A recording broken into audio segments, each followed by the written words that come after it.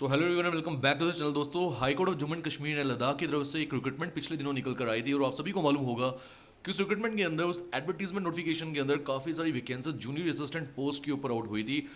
System officer पे भी कुछ वैकेंसी थी और कुछ और पोस्ट पे भी वैकेंसीज निकल कर आई थी। हालांकि बाकी पोस्ट पे वैकेंसी जो है वो कम थी, बट जूनियर असिस्टेंट की बात करें तो 200 प्लस पोस्ट जो है वैकेंसीज जो है वो आउट की गई थी।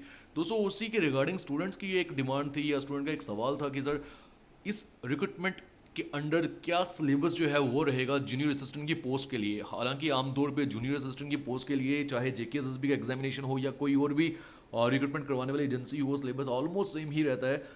बट फिर भी कहीं ना कहीं पे हल्के फुल्के चेंजेस जो होते हैं, मिनिमल चेंजेस वो रहते ही हैं।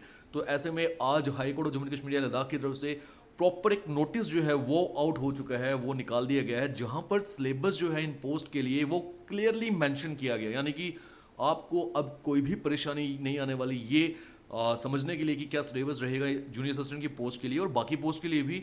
और पर्टिकुलरली मैं जूनियर असिस्टेंट की बात ज़्यादा इसलिए कर रहा हूँ क्योंकि वैकेंसीज इस पर बहुत ज़्यादा है। और दूसरी बात, अब आप सिस्टमेटिक वे में जो है पढ़ाई कर सकते हैं अपनी। और एक इंपॉर्टेंट अपडेट है जो मैं इस वीडियो के दौरान आपको बताऊंगा, आप जरूर इस वीडियो के दौरान बने रहिए। आइए एक बार रीड करते हैं नोटिस क्या है।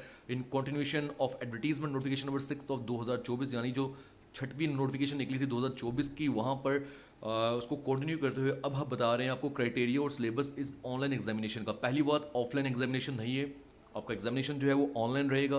और दूसरी बात, सिस्टम असिस्टेंट के ऊपर जो वैकेंसीज आउट हुई थी पहले बताया गया था कि वो 4 हैं, बट अभी उनको बढ़ा के 5 कर दिए गए हैं। एक बढ़ाई है और टोटल 5 में से 2 ओपन मेरिट में है, एक एससी में है, एक ST1 और एक ST2 में है। ठीक है, नीचे आ जाएंगे अगर हम, तो अब आ जाता है प्रॉपर जो सिलेबस आउट किया है या जो क्राइटेरिया भी इन्होंने फॉलो करना है इस रिक्रूटमेंट के लिए। देखो यार, अगर आप जूनियर असिस्टेंट की तैयारी कर रहे हैं तो यहाँ पर ये बोल रहा है कि ये एक online computer based written examination होगा 80 मार्क्स का। आपका इंटरव्यू भी होगा 20 नंबर का। टोटल कुल मिला के 100 मार्क्स हो गए। आमतौर पे जेकेएसएसबी जब जूनियर असिस्टेंट की पोस्ट पे, जो कि क्लरिकल कैडर है, उस पर एग्जामिनेशन कंडक्ट करवाता है तो सिर्फ एक रिटन एग्जामिनेशन होता है, इंटरव्यू नहीं होता है। बट मैं बहुत क्लियरली आपको बता रहा हूँ, जैसे कि नोटिस में लिखा गया है कि इस पोस्ट के लिए भी आपको इंटरव्यू देना है, क्योंकि अब ये हाई कोर्ट की पोस्ट है तो हाई कोर्ट जो है वो अपने रूल्स जो है वो फॉलो कर रहा है। तो कंप्यूटर बेस्ड रिटन एग्जामिनेशन जो है, क्योंकि ये 80 नंबर का है तो 80 मिनट्स ही आपको दिए जा रहे हैं। लगभग एक सवाल के लिए 1 मिनट का आपको दायरा रखा गया है। क्वेश्चन पेपर में 80 क्वेश्चंस होंगे, वक्त भी आपको 80 मिनट का मिलेगा और क्वेश्चन पेपर होगा भी 80 नंबर का। तो हर एक क्वेश्चन कितने नंबर का हो गया? 1 नंबर का। तो हर एक सवाल 1 नंबर कैरी करेगा। Each question will contain multiple choices. अरे ये तो क्लियर है, मल्टीपल चॉइसेस तो होंगे ही ना, 4 ऑप्शंस होंगी तभी तो आप उसमें से कोई एक टिक करोगे। There shall be no negative marking. ये एक मतलब अलग है जेकेएसएसबी एग्जामिनेशन की कंपैरेटिवली। जेकेएसएसबी में हर एक एग्जाम के अंदर नेगेटिव मार्किंग होती है, यहाँ पर कोई भी नेगेटिव मार्किंग नहीं है। And there may be no cut off point और pass marks in the written examination. बोले कोई कट ऑफ पॉइंट या पास मार्क्स नहीं बनाया जाएगा रिटन एग्जामिनेशन में। Instead candidates shall be called for the interview in the ratio of 5:1 on the basis of their merit obtained in the online computer based test. यानी कि ये बोल रहा है कि खुद से तो ये कोई कट ऑफ निकालेंगे नहीं या पासिंग मार्क निकालेंगे नहीं, हालांकि मेरिट जो है वो ज़रूर बनाया जाएगा और उसके ऊपर 1/5 यानी कि 1:5 की रेशियो, आप 5:1 की रेशियो बोल सकते हो। एक पोस्ट अगर है तो 5 बच्चों को बुलाया जाएगा उस पोस्ट के लिए और उनका इंटरव्यू जो है वो कनेक्ट करवाया जाएगा और उसमें फिर फाइनली एक ही बच्चा सेलेक्ट होगा। अब यहाँ से ये जो इन्होंने एक स्टेटमेंट लिखी है पॉइंट नंबर 6 पे, ये थोड़ा सा एक कन्फ्यूजन क्रिएट करती है कि अगर आपने 5:1 की रेशियो में स्टूडेंट्स को बुलाना है तो कोई ना कोई कट ऑफ पॉइंट जो है वो तो रखना पड़ेगा ना, सो दैट उसके जो कम मार्क्स वाले बच्चे होंगे वो आउट हो जाएंगे और बाकी स्टूडेंट्स की सिलेक्शन होगी इंटरव्यू के लिए। तो कोई ना कोई कट ऑफ पॉइंट तो होगा ही। बट ये जो इन्होंने पॉइंट रखा है, मेरा मानना ये है, ये आपको क्लियर कर रहे हैं कि भाई हम कोई कट ऑफ बताएंगे नहीं आपको, होगा तो ज़रूर बैक एंड पे बट बताएंगे नहीं। और ऐसे में यहाँ से क्या 2 रास्ते निकल कर आते हैं वो भी आपको समझ होगी। सिलेबस के ऊपर आ जाते हैं दोस्तों। जनरल इंग्लिश है 30 नंबर की, जनरल नॉलेज और करंट अफेयर्स 25 नंबर के, बेसिक कॉन्सेप्ट्स है कंप्यूटर के 15 नंबर के और जॉब रिलेटेड अवेयरनेस है 10 नंबर की।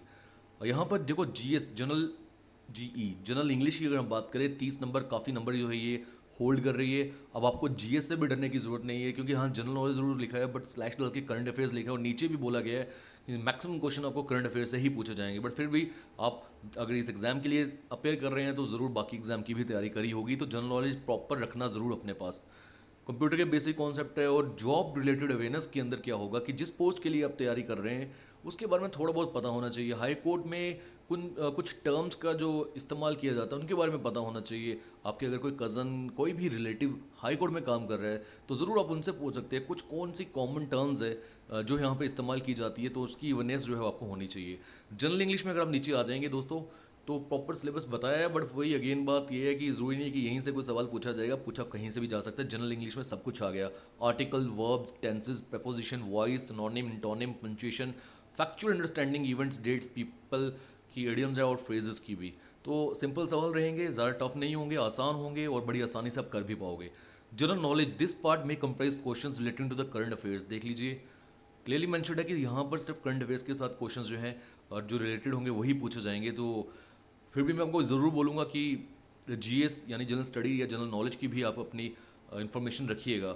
अब क्योंकि इलेक्शंस हो रहे हैं जेएंडके में, और इन इलेक्शंस के दौरान जो भी चीज़ें हुई है जेएंडके के अंदर वो तो एक करंट अफेयर बन ही जाता है। कंप्यूटर की बात करें, बेसिक कॉन्सेप्ट जो होते हैं कंप्यूटर सिस्टम के आपको मालूम होना चाहिए। अरिहंत की बुक ले लीजिए, लूसेंट की बुक ले लीजिए कंप्यूटर की, और उसे पढ़िए घर बैठ के, कंप्यूटर सारा वहीं से निकलेगा।